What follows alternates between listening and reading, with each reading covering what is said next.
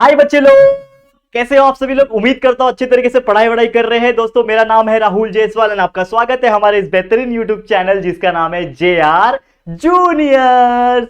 तो दोस्तों आप लोगों के लिए कंटिन्यूअस हम वीडियोस बना रहे हैं और आप सभी बच्चों के लिए 5th स्टैंडर्ड 4th स्टैंडर्ड और आने वाले टाइम में 1st 2nd और 3rd स्टैंडर्ड के लिए भी वीडियोस इस चैनल पे मिलेंगे, क्योंकि जैसा आप जानते हैं हमारा मेन चैनल है जिसका नाम है JR ट्यूटोरियल्स, जिसपे लगभग 1 मिलियन सब्सक्राइबर्स है और वहां पे 6th स्टैंडर्ड से लेके 12वीं तक के बच्चे, हर एक बच्चा महाराष्ट्र बोर्ड का पढ़ाई करता है और बहुत सारे अलग अलग स्टेट से भी कुछ बच्चे जुड़ते हैं हमारे साथ और पढ़ाई करते हैं। तो आप लोग भी पढ़ाई करते रहो हमारे साथ, हम मेहनत कर रहे हैं आप लोग के लिए, वीडियोस बना रहे हैं, तो वीडियोस देखो और पढ़ाई करते रहो, ठीक है। और अपने दोस्तों को भी इस वीडियो के बारे में बताना, शेयर करना अपने सभी दोस्तों के साथ, जितना हो सके वीडियो को लाइक करना और चैनल पे नए आए हो तो चैनल को सब्सक्राइब जरूर से करना, ठीक है। चलिए बढ़ते आगे। तो देखो आज एक नया चैप्टर की शुरुआत अगेन करने जा रहा हूं और ये चैप्टर का नाम क्या है, 5th स्टैंडर्ड के मैथ्स के लिए लाया हूं चैप्टर नंबर 9। और ये 5वीं का जो मैथ सब्जेक्ट है ना, मैथमेटिक्स सब्जेक्ट, इसमें एक चैप्टर है जिसका नाम है डेसिमल फ्रैक्शन। तो आज हम लोग सीखेंगे कि डेसिमल फ्रैक्शन क्या होता है और डेसिमल पॉइंट्स क्या होते हैं, और उसी के बेस पे पूरा एक एक्सरसाइज है।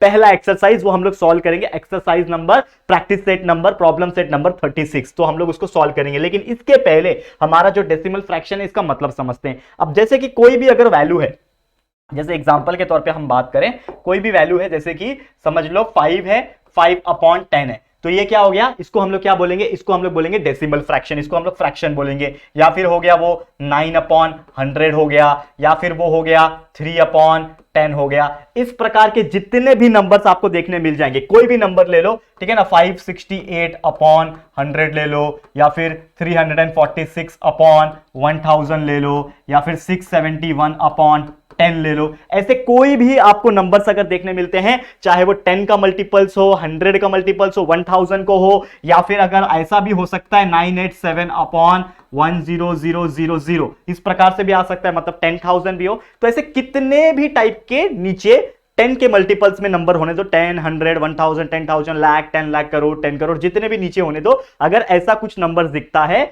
तो इसको हम लोग क्या बोलते हैं, इसको हम लोग बोलते हैं डेसिमल फ्रैक्शन। क्या बोलते हैं, फ्रैक्शंस बोलते हैं इसको क्या बोलते हैं, फ्रैक्शन। समझ में आ गया। वैसे एक होता है डेसिमल पॉइंट। अब डेसिमल पॉइंट क्या होता है, देखो कि समझ लो कि कोई ये वैल्यू है, ये 5/10 ये वैल्यू है, लेकिन ये 5/10 ये क्या है, डेसिमल फ्रैक्शन है, लेकिन इसको मैं डेसिमल पॉइंट बना सकता हूं। कैसे बना सकता हूं, इसको हम लोग बना सकते हैं, ये 5/10 को कैसे लिखूंगा पता है, इसको हम लोग लिखेंगे ये 5 और 10 में कितना जीरो है, एक ही जीरो है। 10 में कितना जीरो है, एक ही जीरो है, मतलब एक नंबर के बाद पॉइंट। तो ये एक नंबर है, इसके बाद पॉइंट डाल देना, और ये पॉइंट के आगे कुछ भी नहीं है, मतलब जीरो लिख देना। तो ये क्या बन गया, 0.5 बन गया, ठीक है। उसी प्रकार अगला नंबर देखो 9/100 है, ये हमारा क्या है, डेसिमल फ्रैक्शन। इसको मुझे डेसिमल पॉइंट बनाना है। कैसे बनाऊंगा, ये नंबर 9 लिख दो वैसे का वैसे ही, फिर 100 के पास कितना जीरो है, 2 जीरो है, मतलब 2 नंबर के बाद पॉइंट। एक ये नंबर है, दूसरा नंबर कौन होगा, 0 होगा, और उसके बाद पॉइंट डाल देना, और पॉइंट के बाद कुछ नहीं है तो 0 आ जाएगा, तो ये हो जाएगा 0.09। समझा। उसी प्रकार एक और नंबर ले लो, जैसे ये लिखा हुआ है, क्या लिखा हुआ है, 3/10। 3/10 को मैं कैसे लिखूंगा डेसिमल पॉइंट में, ये जो पॉइंट दिख रहा है इसी को डेसिमल पॉइंट बोलते हैं। तो ये डेसिमल फ्रैक्शन है और ये डेसिमल पॉइंट है, इसको हम लोग पॉइंट में कन्वर्ट कर सकते हैं। अब ये 3/10 है, इसको मैं कैसे लिख सकता हूं, 3 लिखा, 10 के पास कितना जीरो है, एक ही जीरो है, मतलब एक नंबर के बाद पॉइंट, तो एक ही नंबर यही है, तो डायरेक्ट इसके बाद पॉइंट आ जाएगा, और पॉइंट के आगे कुछ नहीं है तो 0 लिख दो, ठीक है। जैसे उसके बाद ये है 568, तो 568/100 है, ठीक है। तो इसको कैसे लिखूंगा मैं डेसिमल पॉइंट में, इसको मैं लिख दूंगा डायरेक्टली 568 लिख दिया, और यहां पे आप देखोगे तो 200 के पास कितना जीरो है, 2 जीरो, तो पीछे से दो नंबर के बाद पॉइंट, तो एक नंबर 2 नंबर के बाद पॉइंट, तो यहां पे आ गया पॉइंट, तो ये हो गया 5.68। तो ऐसे कितने सारे क्वेश्चंस के आंसर्स हम लोग कर सकते हैं, ठीक है। समझ में आ गया। तो बेसिकली आपके एग्जाम में कैसे क्वेश्चन आएगा मैं आपको बताता हूं, आपके क्वेश्चंस में, आपके प्रॉब्लम सेट में कैसे क्वेश्चन आएंगे। समझ लो आपको कोई क्वेश्चन दिया है, एक एग्जाम्पल में लेके दिखाता हूं, जैसे आपको दिया हुआ है 23/10, इसको बोलते हैं हम लोग, इस टाइप के क्वेश्चंस को हम लोग बोलते हैं मिक्स फ्रैक्शन, इसको हम लोग बोलते हैं मिक्स्ड फ्रैक्शन। जैसे ये हमारा क्या है, नॉर्मल फ्रैक्शन है, ये जितने भी आपको वैल्यूज दिख रही है क्या है, हमारे लिए नॉर्मल फ्रैक्शन है। लेकिन ऐसा कभी भी आया 20 आया, 3/10 आया, मतलब कोई भी एक नंबर और उसके बाजू में एक और फ्रैक्शन, तो उसको मिक्स फ्रैक्शन बोलते हैं। इसको हम लोग कैसे पॉइंट में लिख सकते हैं, डेसिमल पॉइंट में कैसे लिख सकते हैं, देखो ये 20 है, इसको वैसे का वैसे लिखो। ये 3/10 को कैसे लिखोगे आप, ये 3/10 को आप कैसे लिखोगे, इसको लिखोगे 3 के आगे एक जीरो, मतलब 0.3 लिखोगे। 3 को 0.3 लिख सकते हो, क्योंकि 3/10 का मतलब है 0.3, ठीक है ना। जैसे 9/100 मतलब 0.09, 9/1000 होता तो कैसे लिखते, 9/1000 होता तो कैसे लिखते? 9 आ गया, 3 जीरो है मतलब एक नंबर, 2 नंबर, 3 नंबर के बाद पॉइंट मतलब 0.009, तो उस प्रकार से लिखा जाता है। तो ये 3/10 को 0.3 लिखोगे तो यहां पे आता 20 प्लस 0.3, तो ये हो जाएगा 20.03, इसका आंसर आ जाएगा 20.03। तो वैसे ही आपको लिखना है और कुछ नहीं, कितना सिंपल होता है, कोई सोच भी नहीं सकता। ठीक है, समझ में आ गया? तो ये हो जाएगा 20.3। इसको पढ़ेंगे कैसे? 20.03 नहीं, माफ करना, देखो गड़बड़ मैंने भी कर दिया ना, 20.3 हो जाएगा, 20 प्लस 0 20 हो जाएगा और 0.3 20.3। समझ में आ गया? क्लियर? एक और एग्जांपल सॉल्व करता हूं, यहां पे कहां पे करूं, यहां पे करता हूं। समझ लो, एक और क्वेश्चन कोई दिया हुआ है, ठीक है, 7 3/10 लिखा हुआ है, तो इसको कैसे लिखोगे? 7 तो है इधर पे और 3/10 मतलब 0.3 बराबर, तो 7 प्लस 0.3, तो ये कितना हो जाएगा? 7.3 हो जाएगा। समझा? उसी प्रकार यहां पे देखो, कोई भी एक नंबर ले लो, समझ लो लिखा हुआ है 9 और ये लिखा हुआ है 7/100, ऐसा लिखा हुआ है, तो इसको कैसे पॉइंट में लिखोगे?